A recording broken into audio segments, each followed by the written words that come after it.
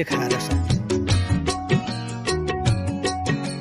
दिनमा 2-4 वटा दाना खाँदाखेरि पनि सकिँदैन, बिग्रेर आधा जति खान्छ।